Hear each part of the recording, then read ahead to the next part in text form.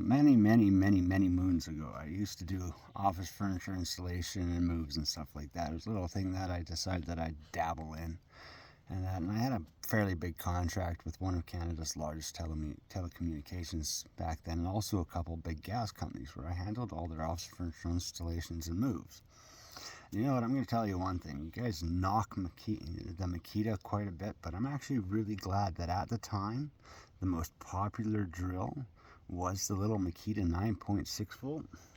Because back in the day when we were doing office furniture installations, if we had any of these tools, I would have been replacing so much crap, because the guys that I worked for, they were just beasts. As much as I tried to beat common sense into them, these things would have just destroyed everything. That little underpowered drill was just perfect, and it was just the right size to fit into all these tight spaces. So, and this is why I turn around and say, not everyone needs these big drills, needs these big bastards. Like these little guys, like doing furniture assembly, even machinists can utilize these things in some really good ways. Electricians, plumbers, for cabinet makers and finishers, this is the only drill that you're really going to want to buy, because the clutch, in cabinet making, I'm going to be honest with you, drill is a better choice for cabinet making because of the clutch. The clutch is a lifesaver, okay? But none of that, you have to drill holes and stuff like that, so having a tool that's actually designed for drilling holes, it's just so much handier. But that's the thing, is power and speed. Can't reiterate this enough. You don't need the biggest, toughest, strongest, and most powerful thing in the world. You don't need the fastest thing in the world. You need the tool that's going to get the job done and get it done right every single time, and has the least amount of risk of screwing up the project. It's no matter who's operating it. So if you're in any of these lighter industries, this is all you're going to need. A little tiny drill, okay? Office furniture installers, assemblers, even millwrights like me. God sent these little things are. I tell you one thing.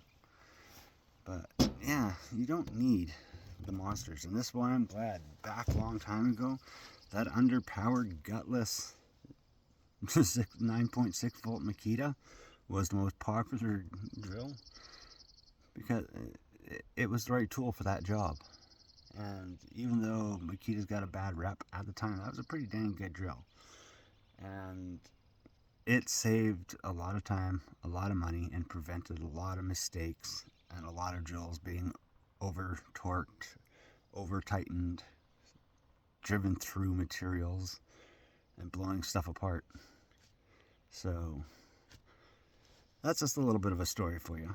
But thankfully I ended up selling that company to another larger company, because office furniture industry is a tough industry. It's a cutthroat industry, and it's a lot of physical work, because you're going up and down stairs a lot, carrying stuff up and down, moving stuff around. And none of that, a lot of these office furniture systems out there, like the Steelcase and that, they were giant erector sets with, like, after you figured it out, it was lickety split. But the first time that you worked with one of their new systems, it was a learning curve from hell. But it's a really good industry, was a really good industry, but now we don't see many offices, so now it's a dying industry. But back then it was a good industry to be in, and if you were good at it and you could do it for a good price and be competitive with everyone else, and you were fast and efficient, you made a lot of money.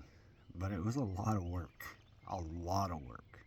mostly when you take on those big contracts and all that extra responsibility and having to hire people and make sure they're doing their job right and not screwing stuff up.